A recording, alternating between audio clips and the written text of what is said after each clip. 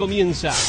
Estamos con el senador nacional Eric Calcaño, del Frente para la Victoria por la provincia de Buenos Aires, y vamos a hablar un poco de política industrial, que a veces se habla poco de eso y es tan importante para la sustentabilidad económica del país.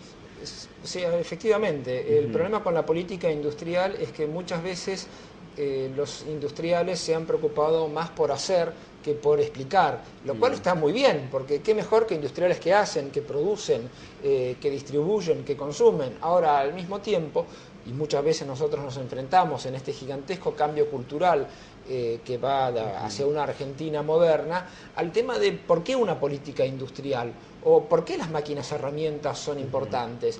Y cuando nos toca debatir en los diarios, en la radio, en la televisión o en el recinto, el eje del discurso que nosotros propugnamos es que nosotros necesitamos de la industrialización, no por un fetichismo industrialista, sino porque al observar la historia de los países centrales, al observar lo que fue la historia de Europa, la de Estados Unidos, lo que vemos hoy en China y en la India, por ejemplo, o lo que también vemos en nuestros vecinos brasileños, es que es la incorporación y la propagación de progreso técnico lo que permite el aumento de la productividad en la economía y también lo que permite el aumento de salarios. Entonces, la incorporación de, pongamos, máquinas, herramientas, que son máquinas que sirven para fabricar máquinas. Entonces, en vez de comprar la máquina hecha, nosotros la hacemos acá, es decir, propugnamos el trabajo argentino, el trabajo local. De algún modo, no es lo mismo un país basado en la explotación agraria, en el cual los niveles de productividad son de medianos a bajos. No hablo de la Argentina, quizás, cuyo sector agropecuario, por suerte, incorpora cada vez más máquinas, herramientas, y es una buena noticia, sino que en otras partes del mundo vemos países más pobres, con eje sobre todo en la agricultura manual, prácticamente con la palita moviendo el campo, y esos son niveles de productividad del medioevo, que dan salarios del medioevo. Ahora, Eric, ¿cómo se conjuga el avance de la tecnología con una baja cantidad o una menor cantidad de fuentes de trabajo? Porque la tecnología va sacando fuentes de trabajo. Si bien aumenta los salarios del operario que maneja esa máquina viene a reemplazar a lo mejor a 3 o 4. Bueno, eso era un problema en economía en la primera mitad del siglo XIX. Había incluso obreros, los que se llamaban los ludistas, en Inglaterra, que iban y rompían los telares porque les sacaban trabajo. En realidad nosotros salimos de esa contradicción a través de las economías de escala, porque efectivamente, si yo incorporo una máquina y un obrero puede manejar esa máquina, un trabajador que cobra un sueldo digno, que está encuadrado en un sindicato, que es una persona integrada a la sociedad, entonces hace su trabajo, eso me va a permitir que otros obreros también puedan tener la conducción de una máquina y de ese momento desarrollar en el país una economía de escala que nos permita satisfacer al mercado interno, pero que también nos permita exportar. Ahora hablamos a la escala de una economía mundo, no hablamos únicamente de lo que puede ser un país sin salidas o sin contacto con el exterior. Precisamente nosotros tenemos que, nuestro desarrollo industrial tiene que propender a la integración social mediante el trabajo, mediante la industrialización, digamos, puertas adentro, pero también a la exportación. Lo que pasa es que es muy distinto si yo exporto materias primas o si exporto productos manufacturados. Siempre se ha dado este debate que algún día superaremos por la fuerza de las cosas entre el campo y la industria. Eso tiende a ser cada vez menos cierto, puesto que se incorpora mucha maquinaria agrícola, etcétera, etcétera. Lo que pasa es que una tonelada de soja va a seguir valiendo entre 300 y 600 dólares, pero una tonelada de productos manufacturados empieza a valer entre 50 y 100 mil dólares. Por lo tanto, lo que a nosotros nos conviene es intensificar esa industrialización, sin tener miedo de decir, no, pero si ponemos demasiadas máquinas va a haber menos personas que tengan trabajo. Al contrario, vamos a poder ampliar nuestra capacidad productiva. De hecho, como se viene haciendo, recordemos, la Argentina en el peor momento de la crisis tenía un 11% de inversión, y hoy estamos en un 24%, 22-24% del producto en inversión. La presidenta lo dijo el otro día en el discurso, la industria aporta el 23% de los impuestos. Por lo tanto, nosotros con la industria lo que tenemos son sociedades integradas socialmente. ¿Cuánto hay, qué capacidad tiene la industria de poder crecer? Porque nosotros tenemos que la tonelada exportada en la Argentina, desde soja hasta automóviles, ha crecido desde los 90 hasta ahora solamente un 2% en valor. Sí. Y eso quiere decir que hay una industria que todavía tiene mucho para crecer en valor agregado. Sí.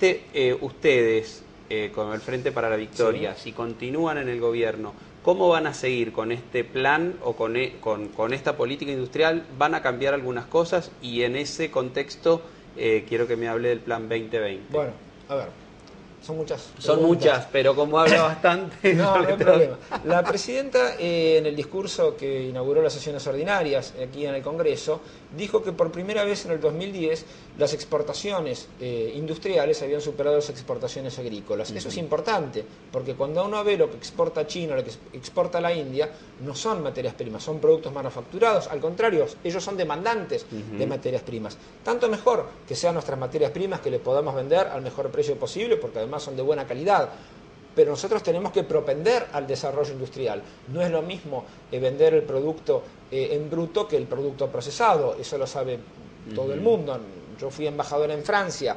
Francia consume, de la miel que consume, el 12% es argentina, pero la compra a granel, cuando en realidad nosotros se la tendríamos que vender procesada con sello de calidad de origen. Es decir, hay un campo en el cual todavía nosotros podemos crecer desde el punto de vista del valor agregado.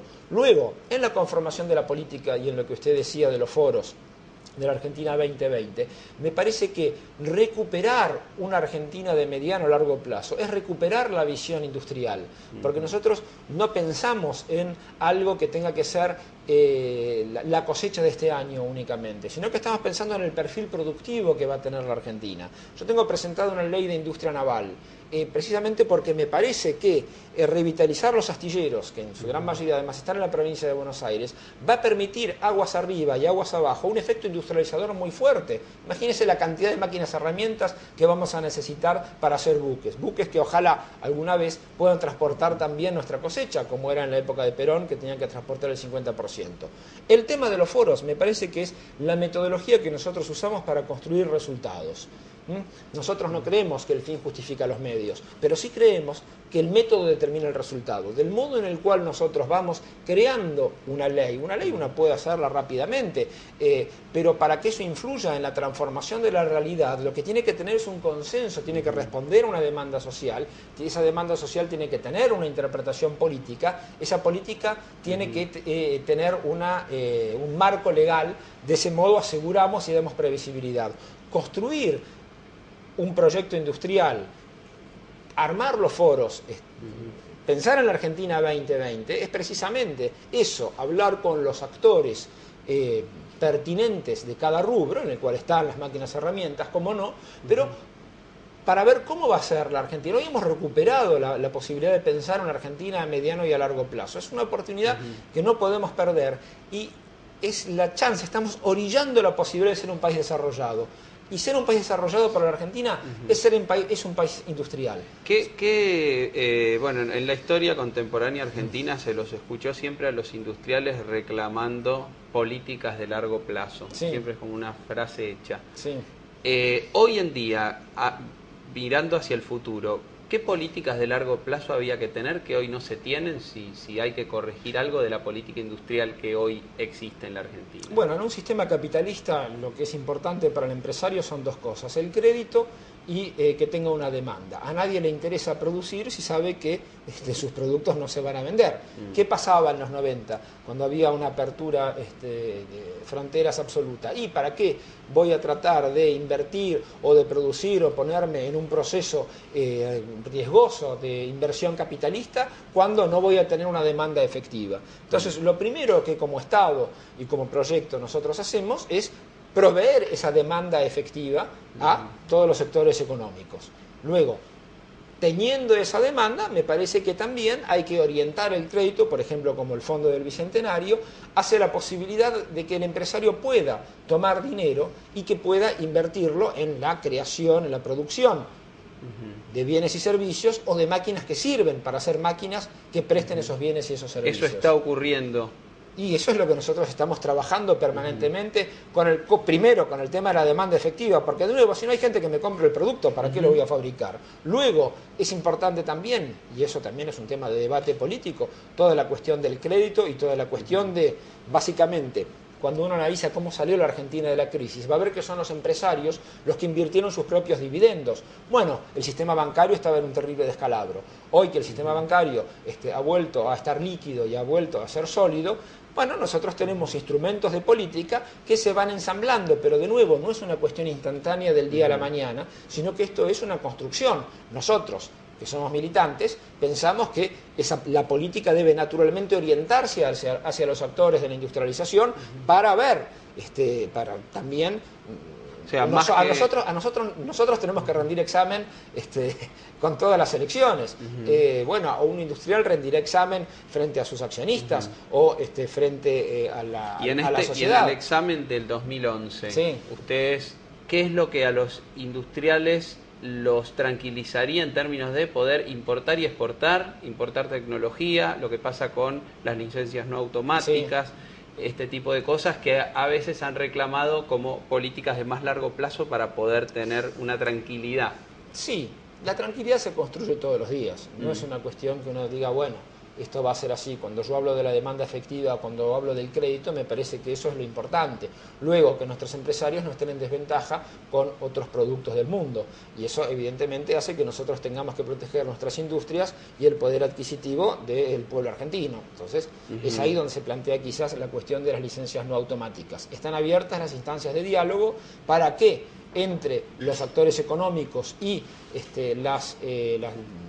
y el Estado, el Ministerio de Producción, la Secretaría de Industria, se puedan ver los casos en los cuales sea importante determinados insumos. Ahora bien, recordemos que este país se construyó la industrialización sobre la sustitución de importaciones. Entonces, sin tener una doctrina férrea en la materia, nosotros tenemos que protegernos y saber producir lo que antes importamos. Evidentemente, lo que es muy complejo se verá y están los canales de diálogo abiertos cómo para hacerse tecnología para poder seguir en carrera sin que se dañe la industria nacional. Pero evidentemente, pero es ahí donde nosotros tenemos la creación de un Ministerio de Ciencia y Tecnología para producir la tecnología que también necesitamos, porque en general, cuando uno analiza cómo son los flujos de comercio internacional, y los centros solo exportan también tecnologías obsoletas.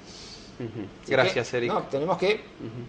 A ver, este es un asunto que tenemos que analizar un poco entre todos. No es una cuestión que haya que ir para este lado o para este otro lado. Yo quisiera terminar con una frase de un presidente de Estados Unidos, Ulysses Simpson Grant, el señor que ganó la guerra de secesión, que también fue una cuestión de industria. Quizás cuando los ingleses le reclamaban de por qué Estados Unidos era un país tan proteccionista, Grant les contestó que los escuchaba, pero que ellos iban a ser como Inglaterra, iban a ser proteccionistas hasta el momento en que pudieran tener todas las ventajas del libre cambio, pero que por el momento no pensaban cambiar. Eso en 1860, 1870, 1880 lo dijo Grant. Bueno, parece que a Estados Unidos no le fue tan mal con las ideas del señor Grant. Nosotros tenemos a Mariano Fragueiro, tenemos a grandes pensadores que han teorizado la industrialización, tenemos industriales y tenemos los trabajadores. Por lo tanto, solo queda hacer trabajar al genio argentino. Gracias, senador. No, por favor, gracias a ustedes.